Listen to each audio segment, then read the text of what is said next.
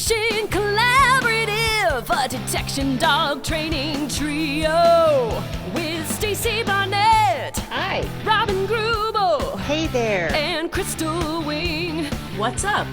With humor and a big dose of theory, our trio talks practical training advice and features interviews with top trainers and scientists. It's Canine Detection Collaborative. Welcome back to the Canine Detection Collaborative. My name is Crystal Wing, and I am here with the stupendous Stacy Barnett. Hello. And the fabulous Robin Greubel. Greetings. And we are all in Iowa together. Yay! It'd be kind of cool if we were like in the same room doing this, though, because this was really hard. Even though we're together, yeah, we're kind of together. We're all in the same farm, but in different I guess exactly. Oh no, I guess Stacy, you're with Robin, so yeah. You're just upstairs. Yeah, I'm upstairs. Robin's downstairs. You're not straddling a laundry like I usually am. Because the washer and dryer is going. It is. So we have had a fantastic time. I got to spend a week of this time together, and you guys have been together for now how long? Almost 3. Yeah. Wow. I know. And the amazing thing that brings us together is Distraction Camp. And this year, you guys really got to do a cool thing. So let's start it off by sharing what's happening. What happened? Ooh, yeah, that was fun. That was fun. That was fun. We kind of piloted a new idea on some folks that came out for air quote Distraction Camp 2 that we are completely rebranding. And we focused on intentional handling and kind of the craft of hide setting. And it was a phenomenal week. I mean, it was just like watching, the students like grow and how they started to handle with intention. It was just amazing. It was really interesting because when we started going through and looking at, because one of the questions that we asked people was, what do you want to cover? Because, we tend to do that. Mm-hmm. It literally came back to, I want to know how to do blanks. I want to know how to move through a negative area. I want to know how to set hides. I want to know how to, and we had several who were, I want to be able to clear blank areas. Yeah. And odor pools. That was like a big, oh yes. Working big through deal. odor pools. Yeah. And so the fun thing was we got to pilot, and we even had themed days like today is hide setting day. Today is odor pool day. Yep. Today is blanks and blinds day. Yep. And no go back day. the inside outside day. Yes. Yeah, that was actually kind of fun. So that's what Stacy and I, as we were looking through all of that, were like, this isn't really about distractions because the whole entire farm is distracting. Mm-hmm. And most of our students are working at a level that they don't need some of the other stuff. So we really switched the focus of the camp to intentional handling. And I just remember one of the students at some point, they're like, do you want me to work this on or off leash? And my answer was, whichever one makes you more uncomfortable. I remember that. Well, they kind of looked at me with the little, oh my God, what? I'm like, this is the safe space to do it. Exactly. That was fun. And you have a couple new buildings on the farm. So yes, there was a lot of additional opportunity. And it's been fun because we have the original buildings like the Quonset and Joe Shop that we use, that we know how the odor pools work in that. Yep. And then we have the toy box, which is new. Okay, so let's describe the toy box. What is the toy box is a 170 by 80 foot. I think it's 80, might be 60. I don't know. It's huge. It's big. It's big. It's ginormous. It is ginormous. And we Yeah. call it the toy box because Joe has a lot of very large toys.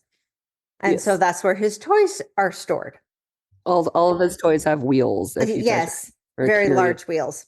Yeah, lots of different types. Yes. And so what we were able to do because of the toy box and the fact that I had actually cleaned out the 4-car garage to be a usable space, we were able to set hides for the students that were sometimes a minimum of 16 hours old. For nosework students, that's a long time. Oh yeah. Right. And Oh, yeah. so Yeah. because we were able to intentionally set things to create odor pools so that students could start learning how to recognize an odor pool and how to move their dog through an odor pool as quickly as possible. So that was, and then we have the new donkey barn. So Right. yeah. That's on the back of the training building, which is another Also new new. building. Yes. Yeah, which is gorgeous, by the way. Yeah. Really gorgeous. I mean, we got to work in the training building. We worked through some concepts there. And then really there's just it's so many opportunities. Do we want to get into kind of a discussion of like what an odor pool is? The interesting thing about odor pools is I think for a lot of people, because we get impatient about set time. Yeah. Things don't set for long enough to create an odor pool. And then when we accidentally encounter an odor pool, because we've set something that way, typically it tends to be in a blind. Yeah. And so then you get frantic and you're like, oh my gosh, I have to move my dog through this, but is it actual odor? So that's where we did a lot of facilitated blinds. Yeah. Actually, I think everything was a facilitated blind. Just about. Yeah. Just about. Including the blanks. Oh, including the blanks. Yes. So that means you literally have somebody with you who you trust, who is going to walk you through things and being able to describe body language of your dog. Because I know where Stacy and I knew where the hides were, and we were tag teaming the coaching. Yep. And so we could actually, that's an odor pool. That's the third time around that your dog has done that behavior. Take a step to your right, take a step to your left. And I have to say, I know it was mentally exhausting for the students. It's also mentally exhausting for us because I'm like, is it their right or my right? It's the whole right and left, which I've always struggled with, by the way, Yeah. my rights and my lefts. My mother makes fun of me all the time. And I'm like, Mom, I actually know my rights and my lefts. It's knowing them Under pressure, right? it's just a thing with my brain. Yeah. So because we had all these big set times and because some of the areas were so big, you get odor pools in a way that you don't necessarily experience in a smaller area or with shorter ages.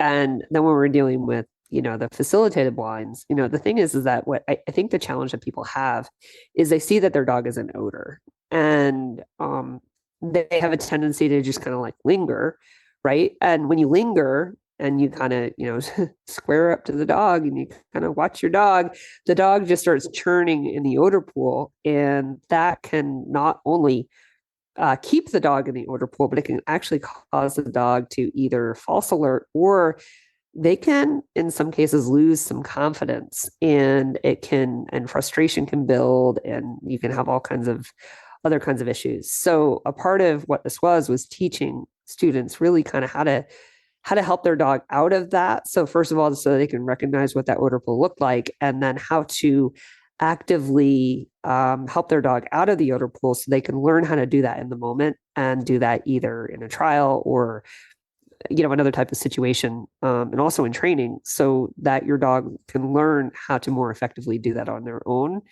But at the same time, you're not leaving them hanging out to dry. Right. And it was really fun and interesting because like the toy box breathes funny. That sounds it sounds funny. Yeah. That's a wild. But the way that the doors are set, it creates dead corners. And then literally between morning and afternoon, it can switch on which way it breathes. And so it was super duper fun to actually learn that building. And the Quonset always is entertaining just because it's a Quonset. Yeah. So I think that one of the other fun things was that we had conservation handlers and and nosework people Yep. all in the same group. Yeah.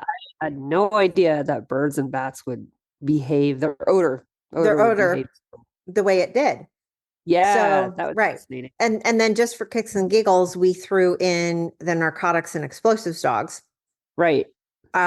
Just because one of the things that's really helpful for students is for them to see us have to handle our dogs through long set times and how all of that works. So it was a super fun class. The students were amazing and they gave us really good feedback. Yes. And it was, there were tears, there was a lot of laughing, there was exhaustion, there was, a potluck. Yeah. So, We always have a potluck. We always have a potluck. That's always a blast. so What were your like ahas and oh shits from that week? Oh, that's a long time ago. That was 2 weeks ago. Yeah, I think it was a matter of, I think, people trying to learn how to actively manage in the moment. It's one thing to kind of like understand things in a kind of like, yes, I understand it, but then the application of it is always really challenging. And I think that's kind of the hardest part that people kind of struggled with was how do they actively manage that in the moment. And I think part of it is also, now that you have some of the tools, you understand what to do, it's a matter of practice. So I think there was a lot of development there. Definitely saw people, start to recognize what to do and really self-analyze in terms of, okay, now I need to do, A, B, and C. And I think we saw a lot of growth there. yes, I think that was a big piece of it. I think the interesting thing for some of the people were that some of the problems they thought they had were not actually the problems they thought they had. And we could set up hides in such a way that it allowed them to really ask their dogs a lot of questions. Yeah. And get stronger with what they were doing.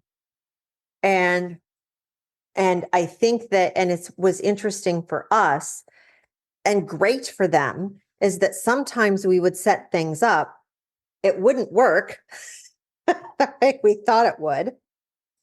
And we actually got through the whole concept, I think, really, really strongly is run a really experienced dog first so that you know what the hide is doing. Right. Because that's something that I think people underestimate. And then I know something else we kind of beat into their head was modify your start line based on your training objectives, which we also address quite a bit in Nose and Distraction Camp 1. Yep. But it again reiterates it in 2 that you can have different concepts all based on the same problem, and that hides out in the middle of nowhere create really weird odor pools.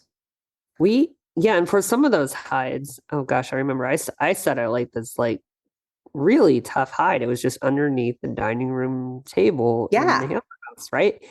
As we were doing like this inside outside day where they would first clear outside and then they would come inside, and the airflow was challenging in there anyway, but it was really interesting to see how the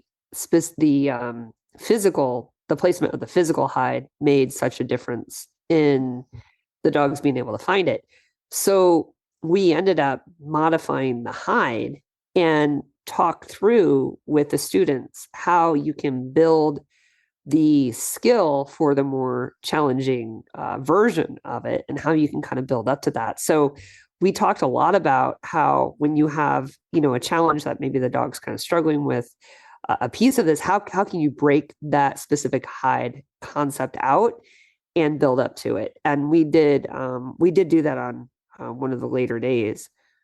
The other really interesting thing that I saw that I loved seeing is that people, we had one student who completely changed her start line, and it was like, wow, like a dog that Yes.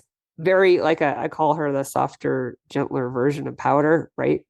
The kinder, gentler version of Powder, right? And how just a minor change in her start line just completely changed the dog's arousal state coming in. It was gorgeous. It was really funny because it's one of those things where even just a small, well, why don't you start in a down instead of a sit? Exactly. Right? Because of other dog sports, sit means go.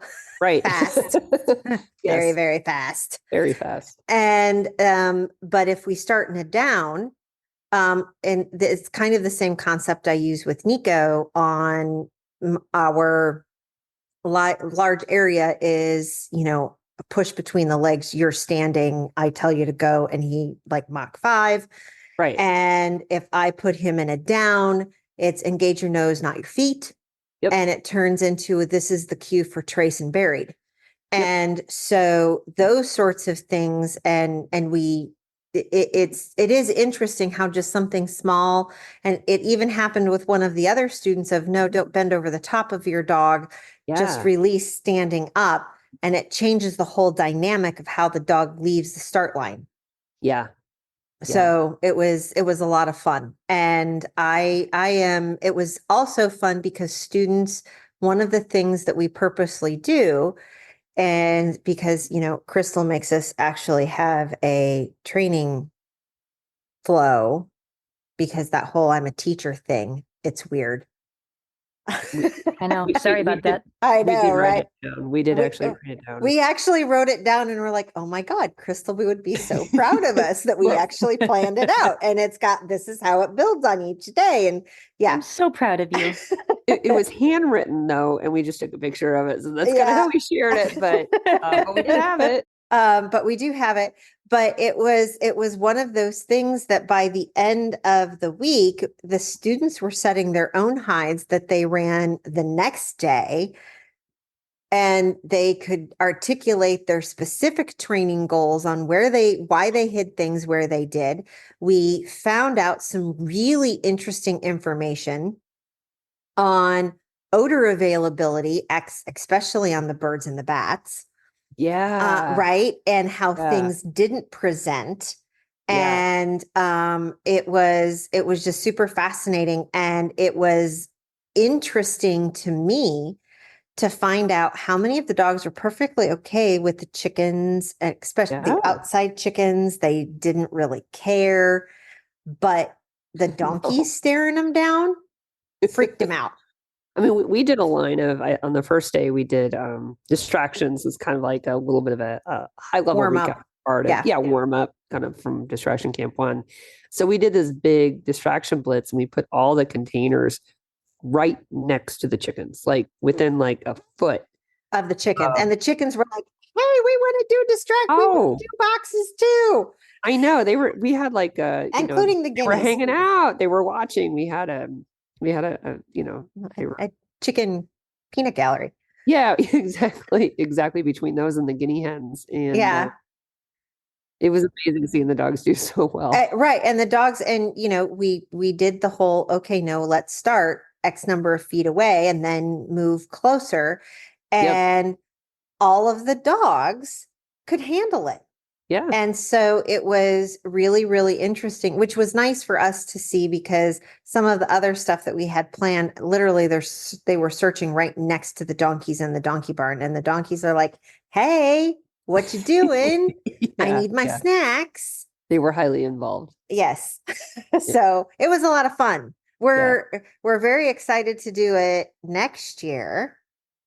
And hopefully Crystal will be able to join us, because we missed her and we wanted to add in some play stuff.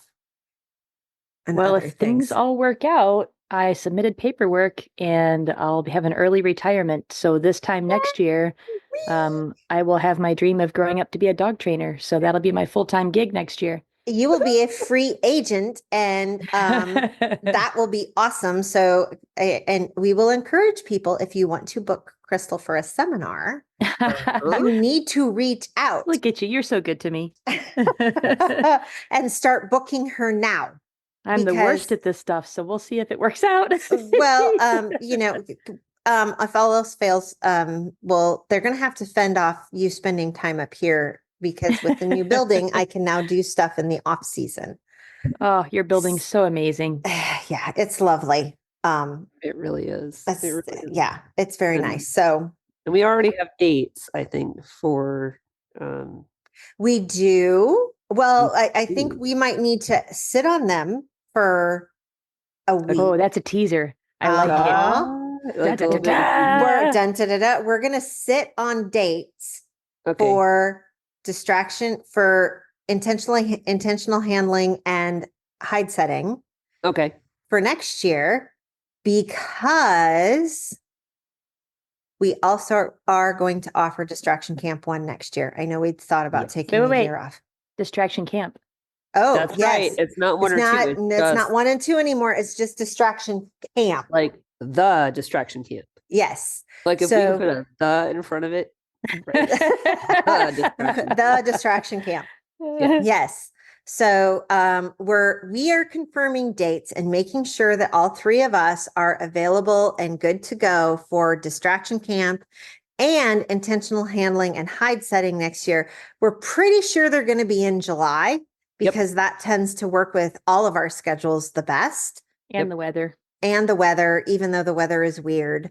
But so gorgeous weather this year. We did it. I have no idea what happened, but we did. I don't know. Like, I'm kind of afraid to go home now because it's just so hot at home. And I mean, granted, like I keep seeing all these memories pop up, and it's like it's hotter than hell, and we're 110 degrees, and all these things from last year at the same time. And this year it's 80s and gorgeous and breezy. And well, the first week was even better. We were like upper 70s, low 80s. It was weird. And I know Friday morning, I'm like, I need a sweatshirt. It's cold out here. and last year, one of the memories popped up, and like, this is what it's like to train dogs in the 7th circle of hell. Yeah.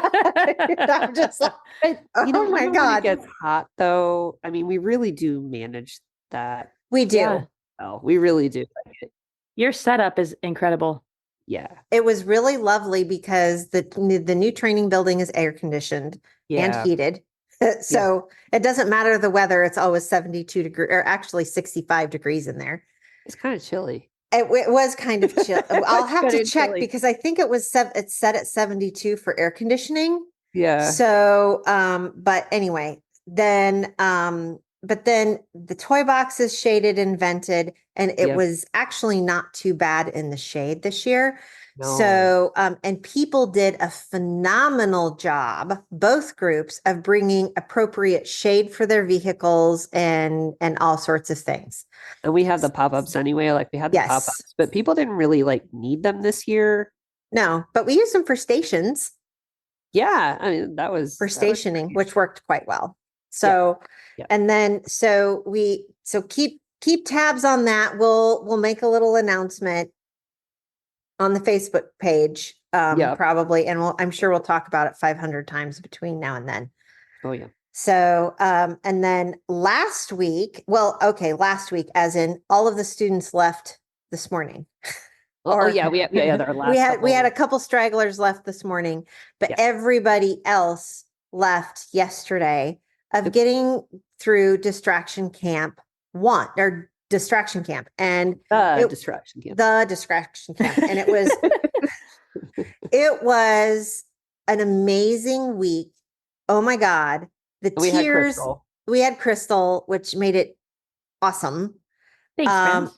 And we had Alyssa and Natalie and Elizabeth, who were phenomenal in helping make sure our world went around because we couldn't do it without them. And 15 students, 14 students, 15 dogs. Yep. And rotating and playing and doing scent work and walking past 70 chickens and cats and donkeys and a baby cow. And the mix of students was really cool too. It was. We had nosework students, a cadaver dog student, live find, disaster dog student. Live find. Yeah, disaster live find. Super cool. Yeah. Who also does very different. So had to think a little bit outside the box to figure out how that could fit in, but that worked well. Thank goodness I have bark barrels. And also a conservation dog handler, all in one group, all learning about detection dog training and play and setting up purposeful, objective-based training sessions and all of those things. And it was so fun to watch them evolve as a group of people. And it's really, really fun. And you've done as instructors a really, really good job when the whole group asks, hey, when you send out the summary and all of that sort of stuff, can you send it in such a way that we have each other's email addresses? Yeah, that warmed my heart too. Right. That was really cool. Yeah, that was really, really cool. And I'm like, oh, yay. Look at us build a team. Yeah. So that was really fun. I love how one of the students said we should call it relationship camp. Yeah, I know. And we're like, yeah, the marketing on that would suck. I know the marketing. Yeah. But it was a great. That's just a bonus. It is a bonus. So I know about you guys, and we should probably talk about why play is so integral to this, because I think we need to talk about that. But what I saw from so we had everybody at the beginning, they had to play for 2 minutes with their dog. And for a lot of people, that's really hard. And they were like, oh my gosh, when is my 2 minutes over? Right. Yeah. And by the end of the week, the 2-minute timer goes off. They're like, I don't want to stop.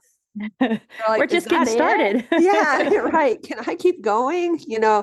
And seeing just the big smiles on everybody's face as they, interacted with their dog on Friday versus Monday. It was so cool. It was lovely. And one of the things that's always, you have these sleeper students, right? Yeah. What do you mean by that?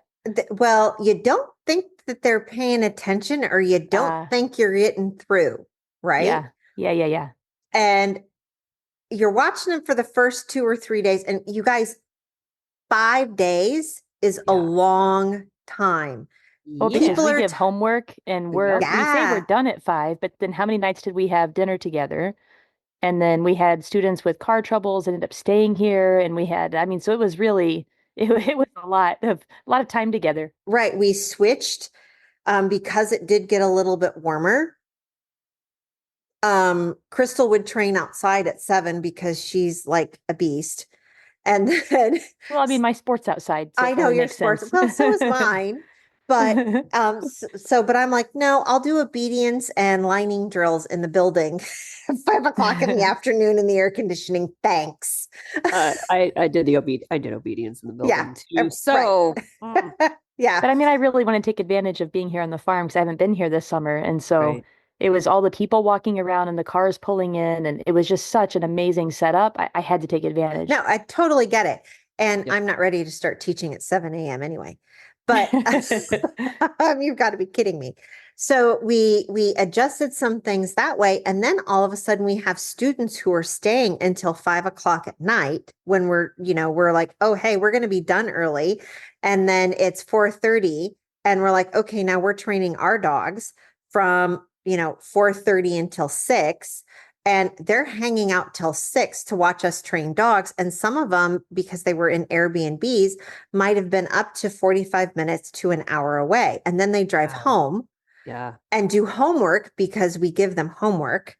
Super And engaged. yeah, one of the students was like, when I do this next time, I am not bringing another dog because I am so tired that Yeah. I, oh my gosh. And I remember, I think it was on Thursday morning, I asked, I'm like, how are you guys doing? Are you tired?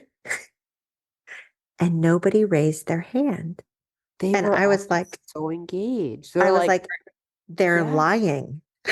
No, I loved a couple of them. A couple of them, we had just Oh, kind of gone over some cool stuff, and they were like, yeah. dude, I'm energized. Like, I was tired this morning, but now that we're doing this again, I'm energized I'm again. It energized. felt like it was like this electric, this energy that everybody brought, and we kept pulling that together. And that was what was so powerful for me, was seeing that Yes, even when somebody would start to get tired, I think we had such a nice balance of lecture time, hands-on time, thinking time, but then movement time to balance everything. And we right. had, I mean, we even had working lunches. We So did. the poor brains, like you can't even eat your lunch by yourself. Like, nope, we're working. Nope, nope. Either we're and with the new building, it worked out really, really well because if we were had a certain kind of working lunch, we were out at the picnic tables in the shade. And if we needed a PowerPoint presentation, we were in the building in lawn chairs. And then we ended up making, while I was blathering about something, you two made a climb car. Yeah, we made a climb car. So that was Right. actually it was really fun. And we have a clip on our Canine DC. You'll kind of see some of that. Right. You saw the climb car in the background as I'm using Crystal as a puppy, a dog Yeah. to demonstrate line handling. But I mean, it even had headlights and Headlight, yeah, skylights a and a steering steering wheel wheel. and the It whole was nine super yards, which then Crystal came up with this really cool little exercise, which we're going to incorporate next year, that is not only a way for students to practice their line handling skills, but their dogs are also involved in impulse control and play, all in the same exercise. So I that's can't so wait cool. for the Yep. next thing.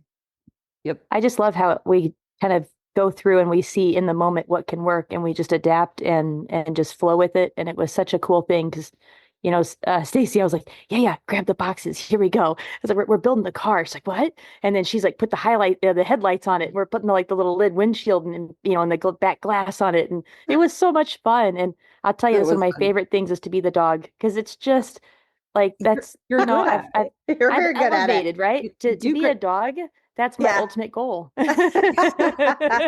You did false though. I don't know if you noticed. Yeah, you false. Do you remember that? I never got rewarded, is what I'm going to say. Yeah, So the rate of reinforcement really You sucked. I threw the ball. I threw the I ball. know. The one I denied. Yes, I Yeah. didn't have any M&Ms. And you guys, if you do get a chance, it's a pretty cute little video that we put together on our social media. It's on, Well, I okay, think, no, Facebook Crystal and put it Instagram. together. Yes. Crystal, I don't make it sound like I was like, anyway, it was cute. I had fun. let's be clear. Crystal put it together because she's like the little imagination engine of this crew. And I'm like, oh my God, that's us looking like we're goofy and having a ton of fun. Oh, I did love somebody's comment. They said, I listened to you, but I've never seen you. And so I'm gonna guess that the dog is Crystal. I Good was guess. like, oh my, I laughed at that Yes. comment. So whoever made that was That was great. awesome. Good I'm like, guess. yeah, you figured it out. Yeah. And I think it's so fun for students again that come to this class and we do a bunch of myth busting for them. And we probably say this a lot. Everybody seems to think that play only means with a toy. Yeah. And the number of people who all of a sudden then went through and figured out that they could play with food, That was fun. that super fun, and incorporate both of them together and be able to read from their dogs when they're in a situation where the dog's like, dude, I can't play because I don't feel safe. But yes, we can do food games. Yeah. We did a ton of arousal modulation this week. That was We something that did. I think was really helpful, is really showing people how to get their dog in the right mode to be able to search and to be able to be comfortable. And if they're too high, to bring them down and give them lots of tools for that. And something that I love that someone said too was, people keep telling me to do this, but no one's telling me how. And then when I ask them, they don't really help. It's like they almost don't know, and they're just go figure it out. And I love that we're able to give those tools. Yeah. And that was one of the things that I remember a couple of students said, is that it wasn't so much about the fact that, they said, everybody tells you go back to and do foundations, go back and do foundations. And then you ask them, well, what do you mean by that? And they're like, well, just go back to your foundations. And they're like, well, now I have an infinite number of more tools in my toolbox to be able to ask my dog, which portion of the foundation do I need to go back to? Yeah. And they got a whole bunch of information. And I'm not just saying that because we put it on. I'm saying that because that's what the students told us, is they're like, oh my gosh, the amount of information that you give out. And one of the things that's been, I think, super cool is that all of the people who've been to distraction camp actually have access to the same resource sheet. So even as we started going through this year and are adding stuff to the resource sheet, there were students who came to the very first distraction camp are now seeing updates come into their link. Yeah. So they can have access to, and even all the way down to, hey, what cool pants are Natalie wearing? Right. So I had a conversation with one of the students, and and this person was saying, usually, when you go to like, nosework seminars, or that it's like you're putting out hides and running hides, and you're putting out hides and running hides, and the feedback was nobody teaches what you guys teach.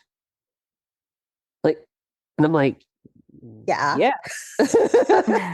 But because our approach is very different, because what we're doing is we're actually teaching people to be trainers and to make these thoughtful decisions based on what that dog specifically needs, but not so much from, this is a skill of a high hide, this is a skill of converging odor. That's not what we're talking about. We're talking about really setting the dog up for success. And how do you manipulate all 6 Ds? She's smiling. I love them. Yeah. Yeah. She's got this like look on her face. You guys like, can't see it, but Crystal's like, I'm going to knife you both in your sleep. Yeah, I know. It's okay. I'm like, oh, she's across the driveway in another building. So it was keep an eye open. Yeah, I know. I sleep surrounded by my security force when I'm here. They're very loud. Yeah, exactly. I should be pretty good.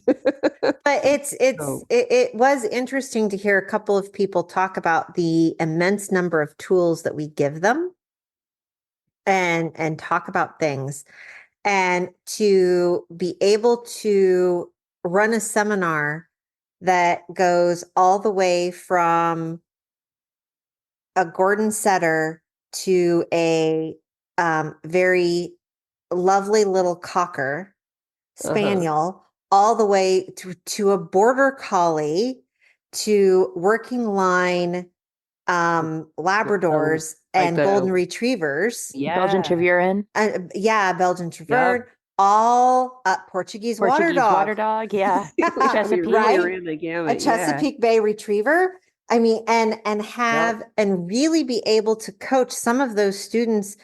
It was so fantastic to be able. We had a poodle. Yep. All the way through, and having them make, by the end of the week, really wise training decisions. Yeah. Yeah. Because when you're asking some of these dogs to search past, I mean, one of the search areas is my donkey barn, where we actually have to lock the donkeys out of the donkey barn in order for them to run a search. So there's fresh donkey manure. It's got our cow chute in the middle of it, which has all of the cow. And that's been used recently. Really recently. really, really recently. That's it. And I got the badges to prove it. yeah. Got the cow, the And AI, we the cow even- badges. Yeah, we even had a student this year get a farm badge because she reported a cow in an unauthorized location. Yes. Well, and there was some farm drama. We had the pasture fire. We had it's very small, Very small. Very, very small. very, and that was because we were doing some welding on the continuous fence and some things smoldered. Yeah. Then I had the flat tire that I had to leave a little bit early on one day. And you had the vet emergency. And Yeah, I mean, it was just one of those things. And I will tell you, yeah, We cope. we coped. And I don't think one of the things that, and I will say it again, bless Alyssa's heart, because I think we gave her coronaries because we kept changing things, Yes. mainly because I think we didn't remember what we had said. She's so organized. She's like, she definitely keeps us on task. Right. And she's a firefighter. Right. And But she did not get that badge. She didn't get that badge because she was out busy putting out odor. we had our other fires. We're fighting the fire, right? And she comes by, she's like, where were you guys? We're like, fighting a fire. She's like, I'm the firefighter, And the other firefighter in the group, he's like, I saw y'all running. I know, he was. Right. He's like, I don't do that anymore. I'm done. we got it taken care of. But Yeah. that was definitely badge worthy. One of my really happy favorite additions this year was having Natalie. That was Oh my gosh. such a great addition Yeah. to the team, and having her be able to coach, and it's just such a nice calming effect on people, and she just did a fabulous job. Including us. Yeah, I know, right. Right. Including us. It was super cool having somebody else who does air scent. So Yeah. in evenings and stuff, we were You guys were out doing your area search stuff. yeah. That was And really great.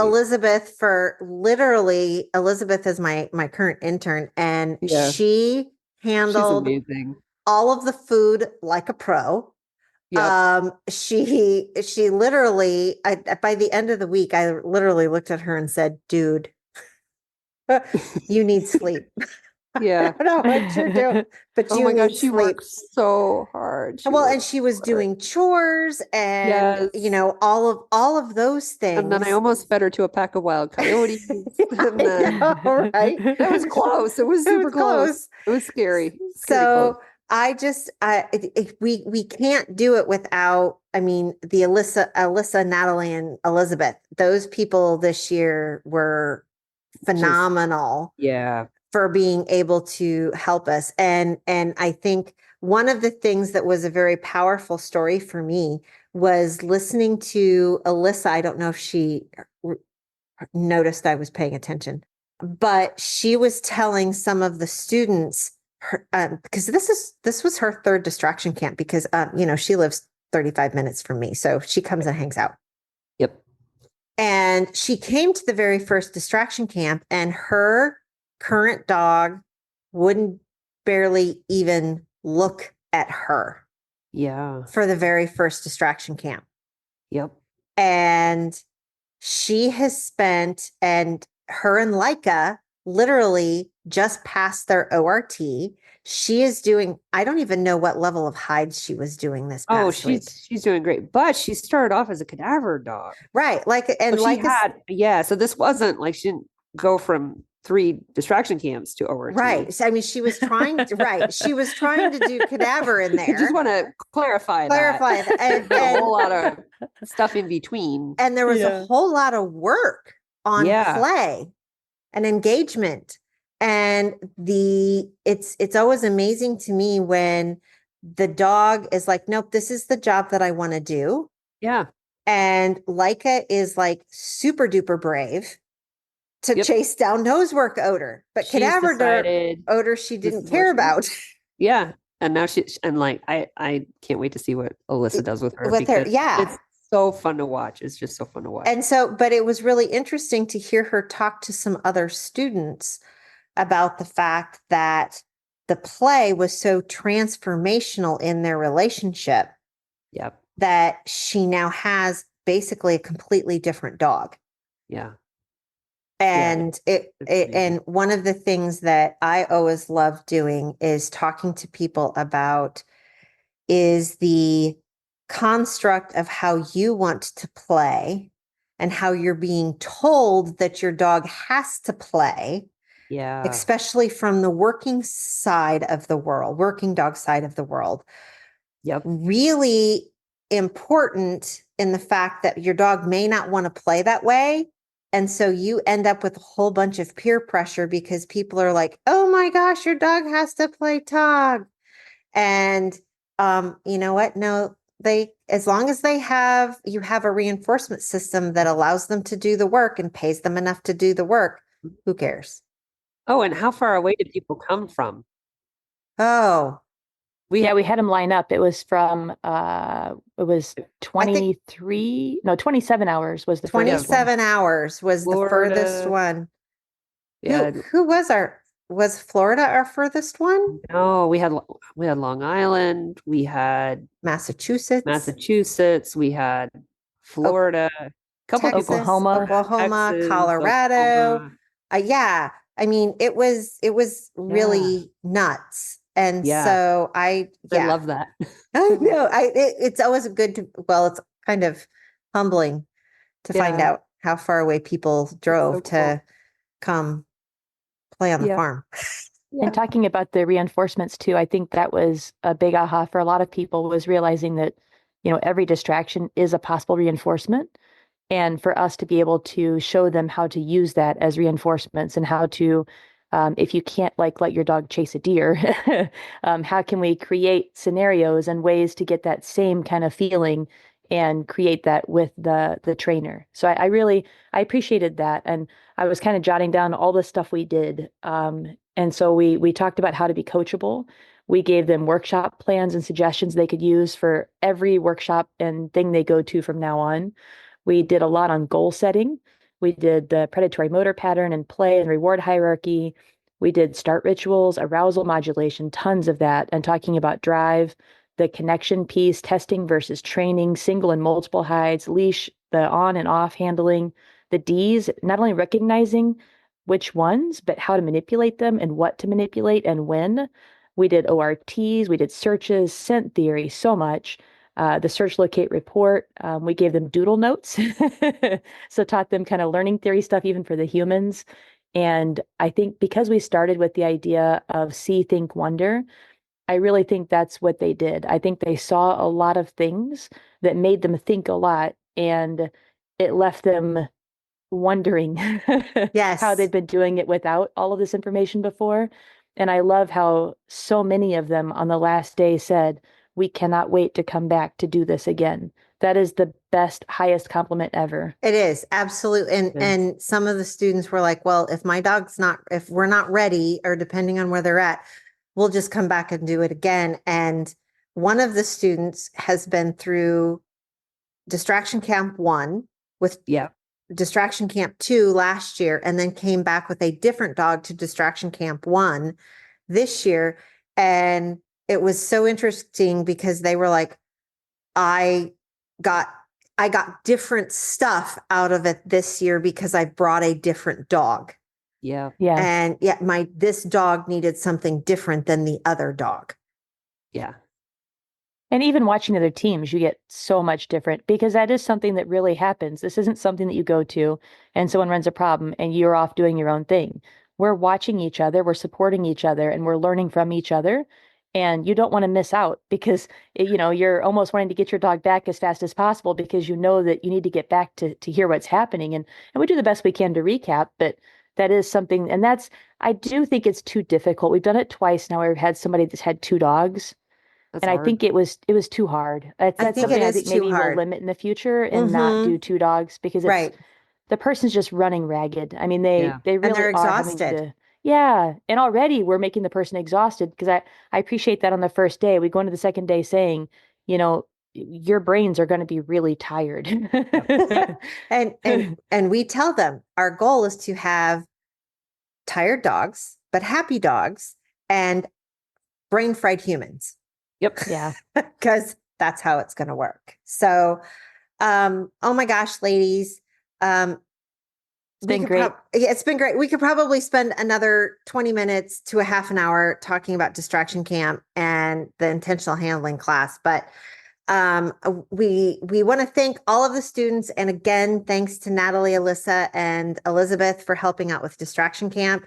Stay tuned to the Facebook page because we will be announcing dates probably in the next month for camp next year and announcing when registration goes live so that everybody can get it on their calendars.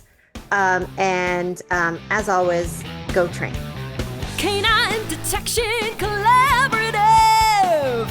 We appreciate the time you spend with us. If you liked this episode, not only should you follow us so you don't miss the next one, but please also rate and review us in your favorite podcast app. For info on collaborating with us, go to k9detectioncollaborative.com. That's K9detectioncollaborative.com, where you can find our socials and pick up our latest monthly freebie. Join us again to talk training in the next episode.